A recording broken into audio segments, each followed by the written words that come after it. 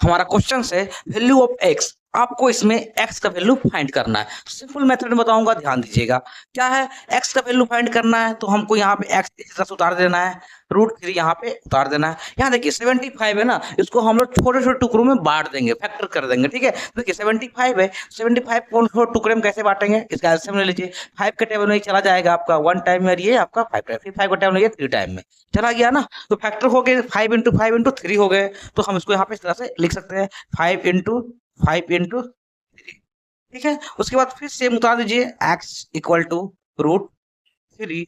देखिए यहाँ पे जो भी हमारा पेयर्स मिलते हैं वो हमारा रूट के बाहर जाते हैं। तो 5 मिल गए तो 5 बाहर चले गए और यहाँ पे 3 बच गए। ठीक है, हमारा x का वैल्यू फाइंड करने बोला है तो हम यहाँ पे इसको इस तरह से उतार देंगे और यहाँ पे क्या है 5 √3।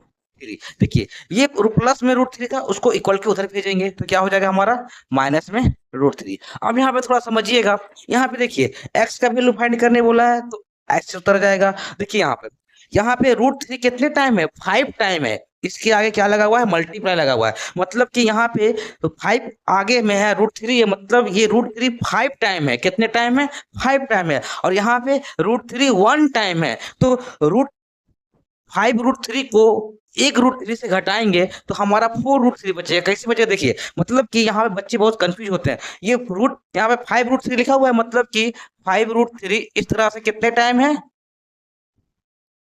5 टाइम है। कितने टाइम है, इस तरह से ये 5 बार लिखा गया है। और यहाँ पे कितने बार है, 1 बार है। तो अगर 5 बार √3 लिखा गया है, उसमें से एक √3 हम लोग माइनस कर देंगे तो हमारा वैल्यू क्या बच जाएगा, 4 √6 बच जाएगा।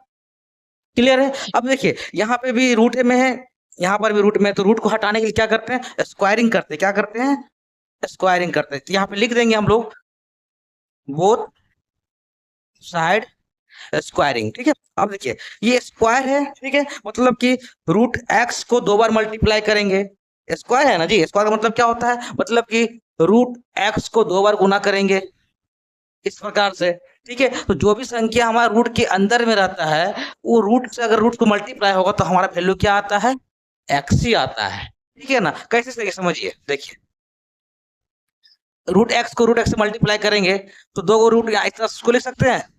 यहाँ पर भी √x था, यहाँ पर भी √x था, तो इसको हम लोग होल में कर दिए, एक रूट में ही कर दिए। अब देखिए ये पेयर्स मिलेंगे दो तो बाहर निकल जाएंगे ना, अब अंदर तो कुछ बचा ही नहीं, तो x हमारा ऑलरेडी आया ना। तो उसी प्रकार से यहाँ पे हम यहाँ पे x इस तरह से लिख सकते हैं। ठीक है, अब यहाँ ध्यान दीजिए 4 √3 मतलब ये 4 का भी स्क्वायर होगा और √3 का भी स्क्वायर होगा। ये होल में स्क्वायर दिया गया है, मतलब ये स्क्वायर का हक इसके साथ भी और इसके साथ भी अधिकार इसका है। तो 4 का स्क्वायर करेंगे क्या आएगा, 16 आएगा। ठीक है, अब यहाँ मल्टीप्लाई 4 का स्क्वायर करेंगे क्या आएगा, 16 आएगा। ठीक है, अब यहाँ मल्टीप्लाई छिपा है तो मल्टीप्लाई देंगे। अब देखिए √3 का भी स्क्वायर करना है तो सिंपल है, देखिए √3 तो √3 इंटू क्या होगा, √3 तो मल्टीप्लाई करेंगे, इसको इस तरह से लिख सकते हैं 3 × 3। ठीक है, अब देखिए ये पेयर्स मिल रहे क्या हो जाएंगे, बाहर हो जाएंगे।